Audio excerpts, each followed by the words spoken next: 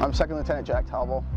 I'm from Tabul, Connecticut. I went to Rutgers University, class of 2019, as a criminal justice major. I came from the New Jersey, New Brunswick OSO. I wanted to join the Marine Corps ever since I was 7. I read a book, it's called Lone Survivor. It was given to me by a hockey coach when I was about 7 years old, and I read the book, and the military kind of just captivated me ever since. And I kind of wanted a sense of like a higher calling and a brotherhood, and have an ability to lead my peers and lead others, and kind of inspire them to reach their goals. I wanted to become a Marine officer when I was a sophomore in high school. I kind of had a mentor, someone that was 2 years ahead of me that went down and commissioned, and I saw the path that he took, and I really looked up to him, and it's something I wanted for myself.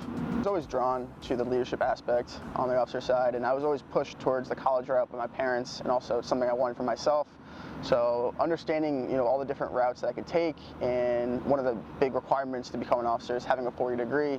So I figured if I was going to go to college anyway, I would get the best of both worlds in terms of being able to access the most leadership that I possibly could while getting my 4-year degree. So that's why I chose the officer side of it and enlisted.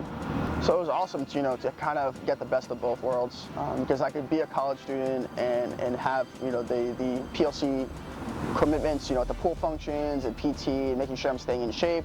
But at the end of the day, I was a college student. I didn't have much commitment towards the military directly during the school year, but it was great to have the military environment in the summers, and the training, of course, was difficult and challenging. And I grew, and I could see most of my growth happening, even though I was at college the majority of the year. I could see the majority of my growth happening during the military training. So it was always rewarding, kind of in retrospect, to look back on that training and see how the training that I went through in the summer prepared me for the next year of college.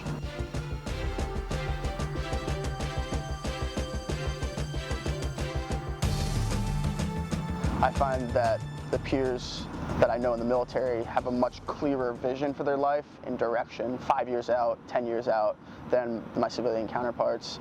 There tends to be more organization for my military peers. They tend to have their life in order more, and from that there's less chaos involved, and they really have a sense of purpose, and that I think is learned through training and the many hours spent on the PT field and many hours spent doing leadership evaluations. It allows more like a clarity to form over your entire life. It sounds cliche, but I learned that I can push a lot farther than I thought I could.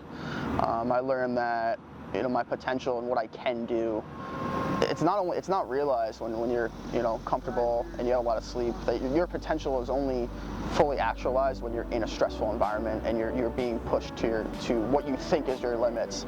And when you reach there, then you find out that you can go a lot farther than you thought.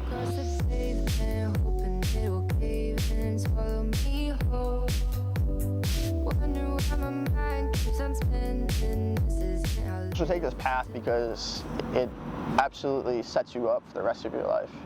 And the majority of people, I understand, don't want to stay in for 20 years, and they might want to do 10 or 8 or even just 4 years. But what it's going to do is it's going to allow you to network yourself. You're going to get a great leadership base, which you can take to literally any career profession after this. You're going to have interpersonal skills that I would argue you would not get anywhere else. Being able to lead a platoon of 50 or 60 Marines and having all people from different walks of life, being able to have the ability and the knowledge and experience from leading them, for however long you stay in, will translate fantastically to any further employer. Just being able to get skills and to enjoy life and have opportunities to do things that you will never, ever be able to do in the civilian side. And just to have that time when you're younger, to even just be miserable out in the woods with your friends, it's something that you will never capture on the civilian side.